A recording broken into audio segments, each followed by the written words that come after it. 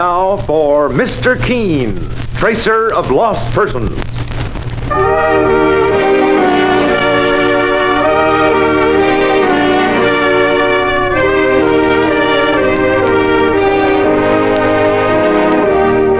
Presenting Mr. Keene, tracer of lost persons, in a new Mr. Keene series, in which the kindly old investigator will bring you his most celebrated cases on Mondays through Fridays at this same time.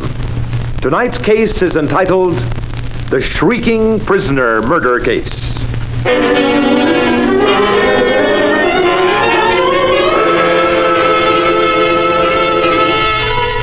Our scene opens in a large, old-fashioned home situated in a lonely section of New York City. It is night, and a young man is entering the darkened house. He gropes his way through one of the rooms, unaware that he is moving towards sudden death. It's so dark in here. I wonder if I can find a light switch. Aunt Martha! Aunt Amy, are you at home? They're not here. The house is completely empty. What's that?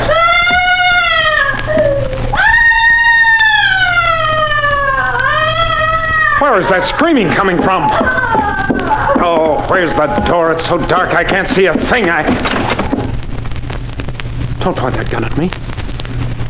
Put it down, do you hear? No! Don't shoot! No!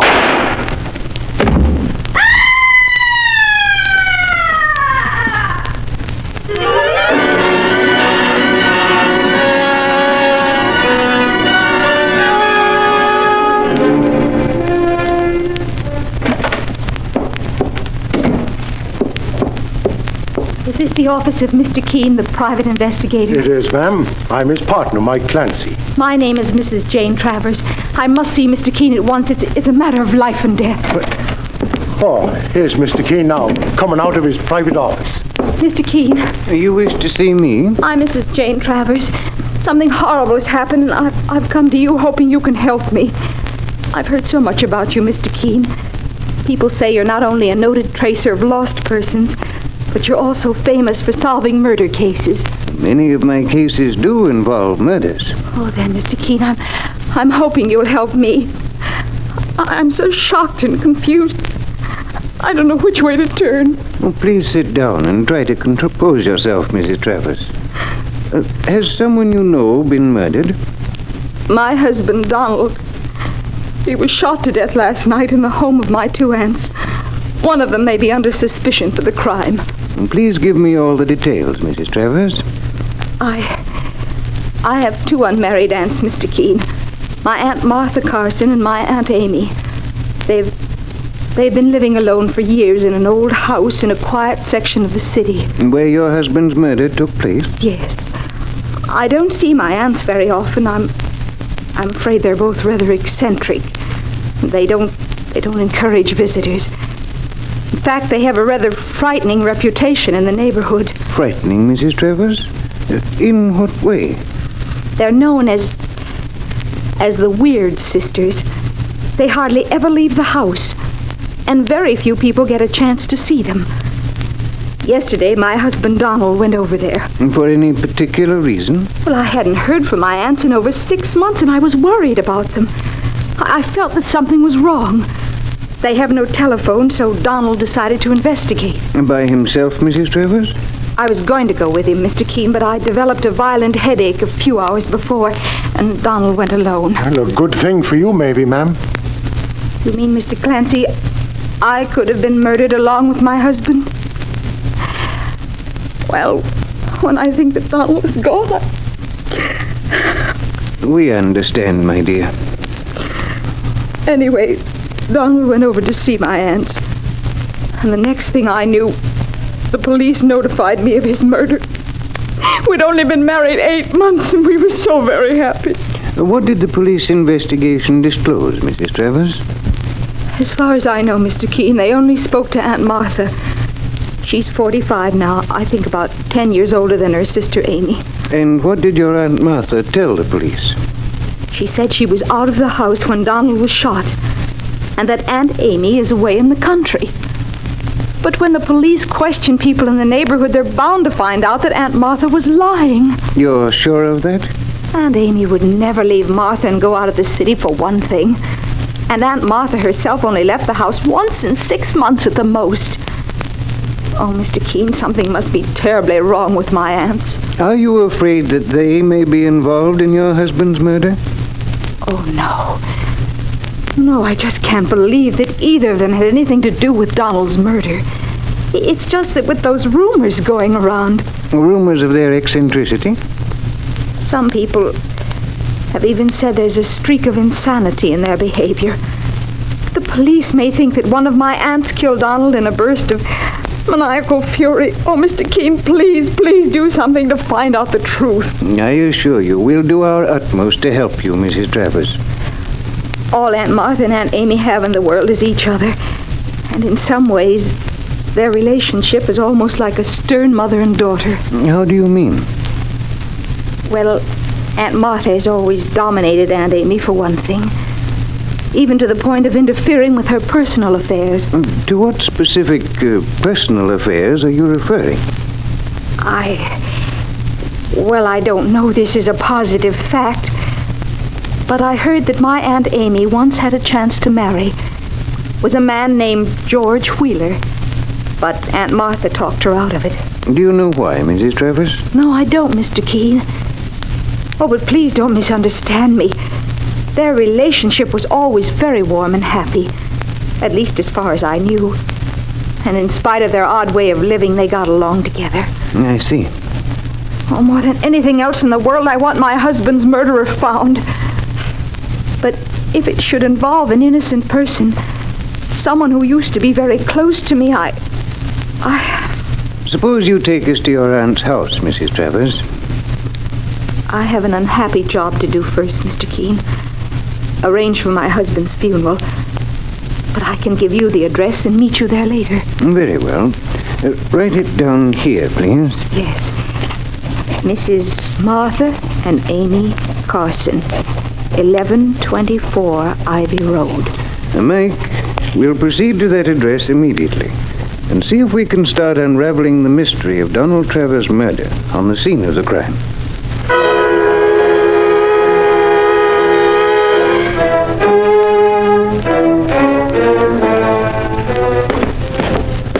Well, this is the house, Mr. Keene. Sure, and it's nothing but a rickety pile of shingles going to seed. There doesn't seem to be a doorbell, Mike.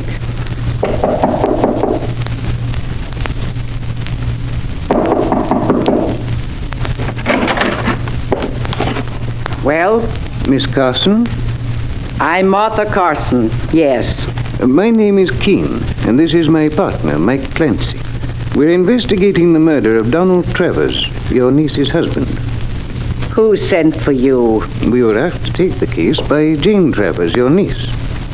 The police have already been here. If you're not from them... Let's not have any trouble, ma'am. We usually work along with the police. May we come in, Miss Martha? Well, just for a minute. Are you alone? Yes. I understand your younger sister, Amy, lives here with you. Amy's gone. She'll be away for the rest of the month, at least. I'd like to ask you a few questions, Miss Martha. The police have already talked to me about my nephew's murder, Mr. Keene. I told them I knew nothing about it. You were out of this house when it happened? Yes. Where, may I ask? I was just out, that's all. Doing some shopping. Oh, then perhaps someone at the store where you shopped would be able to identify you. Why should I need that, Mr. Keene? Miss Martha, according to your niece, you and your sister Amy may come under some suspicion in this murder case. And I want to help you if I can. I don't need any help. I can take care of this by myself. What's that chopping noise? Well, Mr. Keene, there's a fella standing out there chopping down a dead tree. I can see him from this window. That's our handyman, Luther Prague. He does work around here. Well, He looks big enough to pull that tree up by the roots with his bare hands. Mr. Keene, do you really think the police might suspect me or my sister Amy in some way? Your niece seems to think so, Miss Martha. And I don't want anyone to say I'm hiding something. I could tell you about someone you might want to talk to, but I don't want him to know you heard it from me. Who is it? A man named George Wheeler. The man who wanted to marry your sister Amy? How do you know about that, Mr. Keene? Your niece, Jane Travers, mentioned it. But you had no right to. Well, anyway, George Wheeler had it in for Donald Travers. He did? Why? My sister Amy found out that George Wheeler couldn't be trusted, and it was Donald who told it to her. That's why, well, that's what broke up Amy's romance with George Wheeler. And Wheeler hated Donald Travers for that. Naturally. Was George Wheeler anywhere near this house when young Travers was murdered? He could have been. He lives only a short distance away. Mr. Keene, I never trusted the man myself, and when he loses his temper, he's capable of anything. You realize, of course, Miss Martha, that your accusations are very grave, and that they might make George Wheeler an important suspect in this murder case. I'm telling you the truth, Mr. Keene. What is George Wheeler's address? He lives in the small gray house on the corner. You can't miss it. Perhaps we'd better question him, Mike. Sounds like a good idea, Mr. Keene. You'll find him at home now if you go right over. Very well, Miss Martha. Saints preserve us. Who is that, Miss Martha? None of your business, Mr. Keene. Boss, it almost sounds like a trapped animal. Miss Martha, where is that shriek coming from? I won't tell you. Get out of my house and leave us alone. Mike, let's go upstairs and investigate. No, I won't let you do it. Luther, come in here quickly. Mr. Keene, she's calling that big gorilla, the handyman. I'm afraid we're in for a little trouble, Mike. Let me out! Let me out of here! Come on, Mike. We're going upstairs and... No, don't you dare! Luther, stop these two men. Don't let them go upstairs. Mr. Keene, it's the Axeman, and he's got that chopper in his hand. Nevertheless, Mike, we're going upstairs right now to find out who is doing that shrieking and why.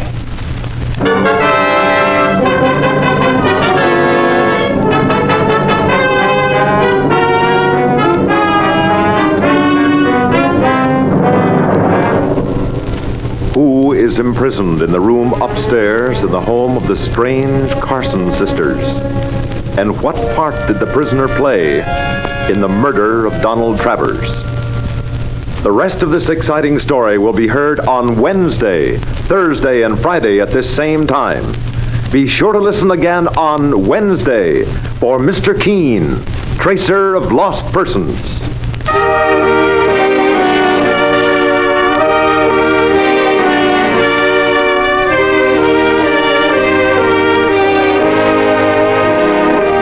Presenting Mr. Keene, Tracer of Lost Persons, in our new Mr. Keene series, in which the kindly old investigator brings to us his most celebrated cases on Mondays through Fridays at this same time.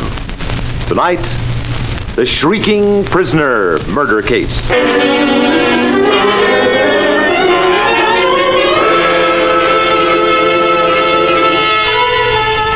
The scene opens at night in a large old-fashioned house in a lonely section of New York City. A young man has just entered the darkened interior, and as he moves across the room, he hears a sudden, blood-curdling shriek of frustration and anguish coming from another part of the house. The young man stands frozen for a moment. Then as he quickly moves to a door and opens it, a shot rings out.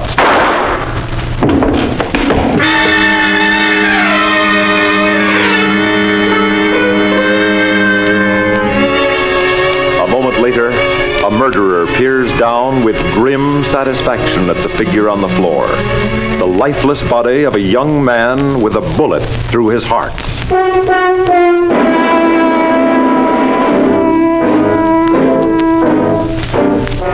And now, Mr. Keene, the famous investigator, and his partner Mike Clancy are looking into the murder.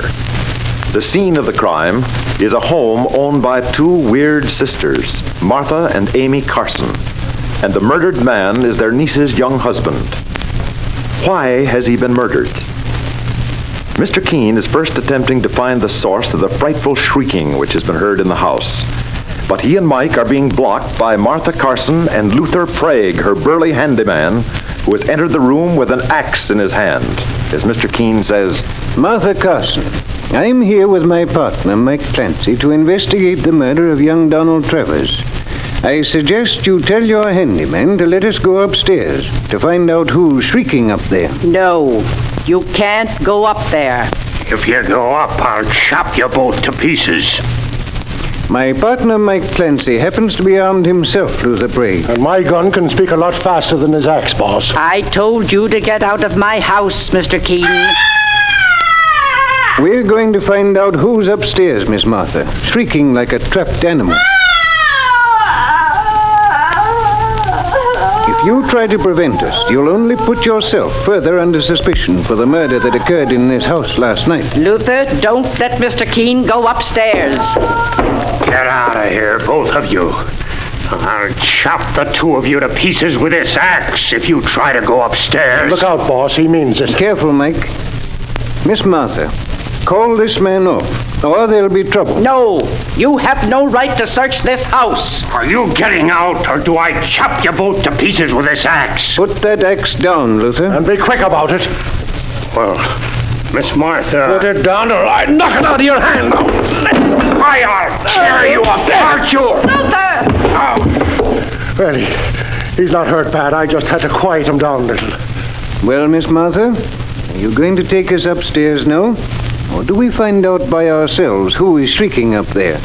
And what it has to do with the murder that occurred here in your house last night? I'll take you upstairs, Mr. Keene. Come with me.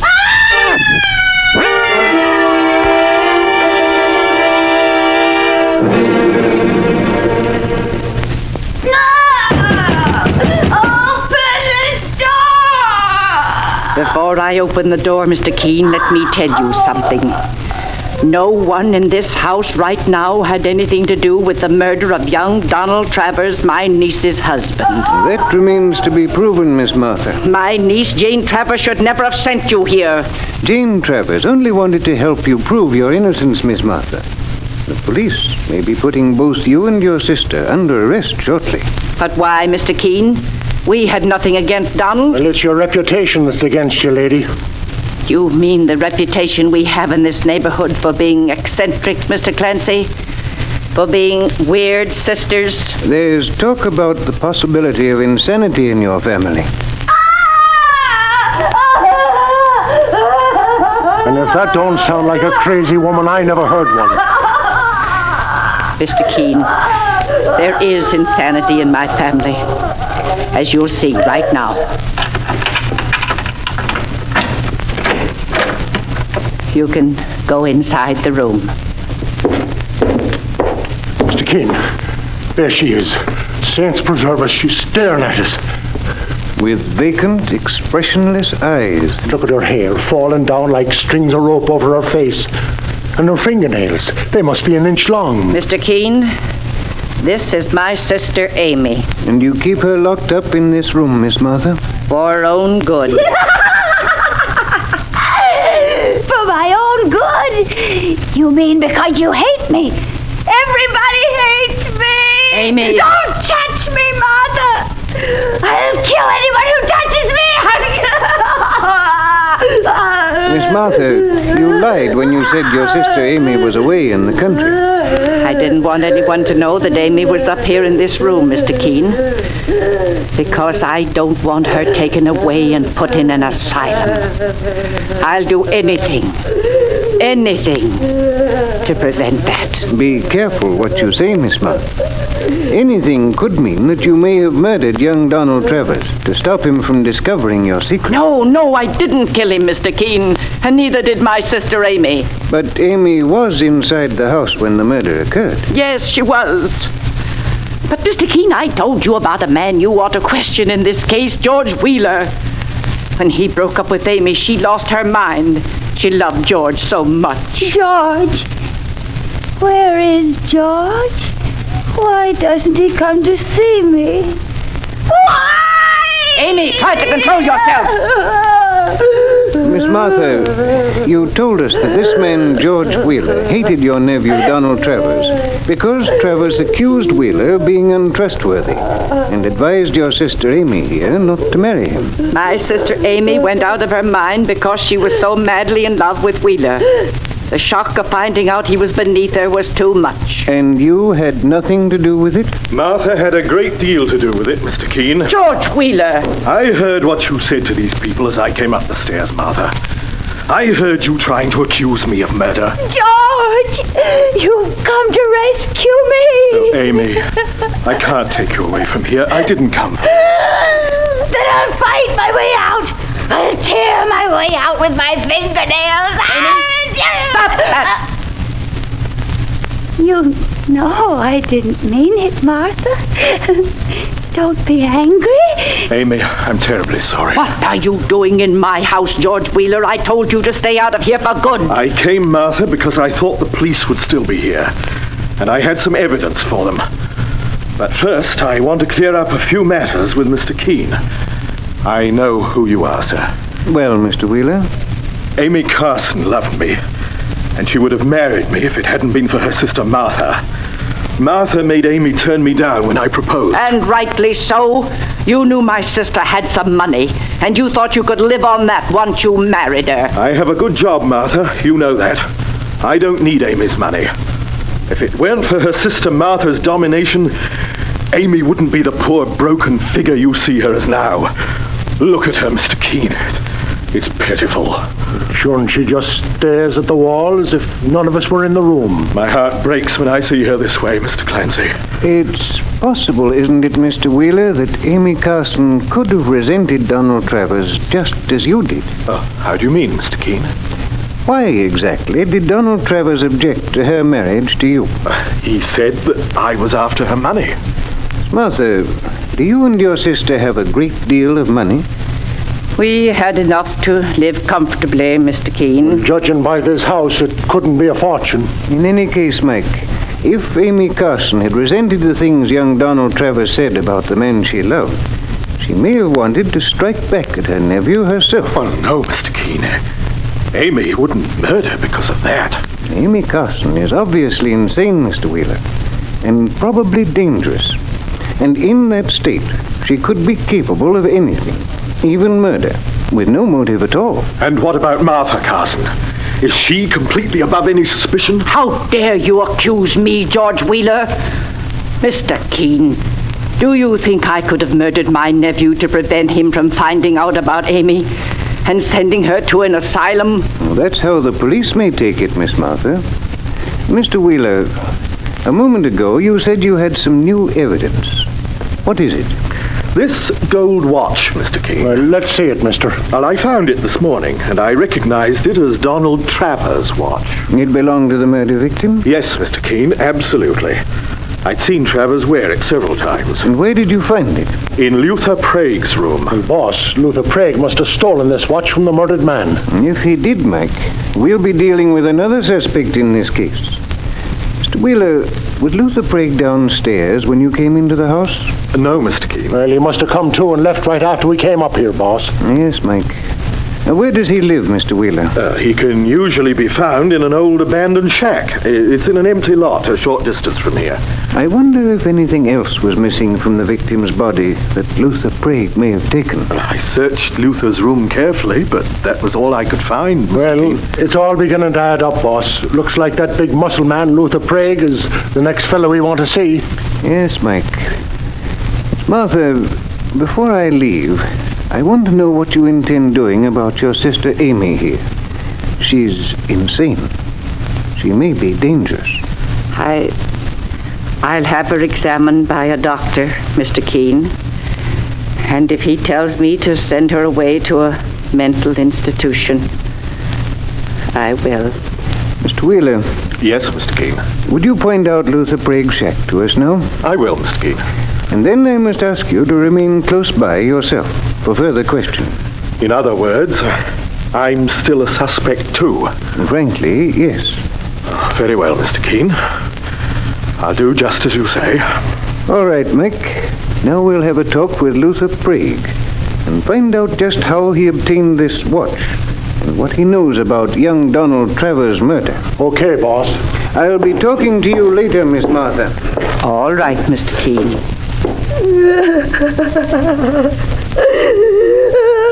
Amy. Amy, stop crying. You said you were going to send me away. You said that, Martha. I hate you. They'll never take you away, Amy. I won't let them. I'll kill anyone who tries to take you away. I swear it.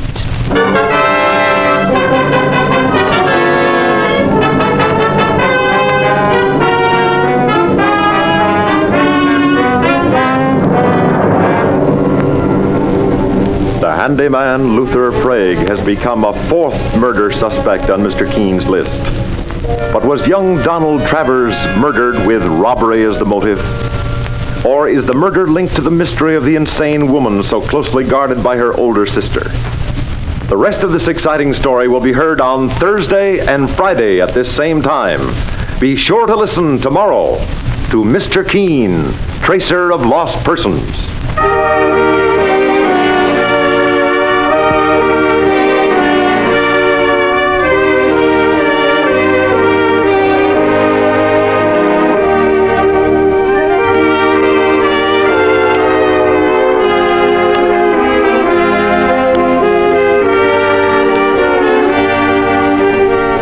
Be sure to listen to Mr. Keene tomorrow, Thursday, at this same time for the next episode of The Shrieking Prisoner Murder Case. And don't miss the regular half-hour Mr. Keene program, heard every Friday night over most of these stations. Tomorrow evening, CBS Radio gives the spotlight to Kathy and Elliot Lewis on stage with a poignant drama titled The Younger Sister. It tells how an older sister's feeling of responsibility toward her sister threatens the marriages of both girls. Don't miss Kathy and Elliot Lewis on stage tomorrow night on most of these same stations. Also tomorrow evening at the Star's address, enjoy the laughs when you meet Millie on her latest escapade. Millie Bronson, played by Elena Verdugo, and her addle-headed mama get into all kinds of troubles up in a mountain resort. Yes, meet Millie tomorrow night and you'll laugh. Your announcer, Stuart Metz.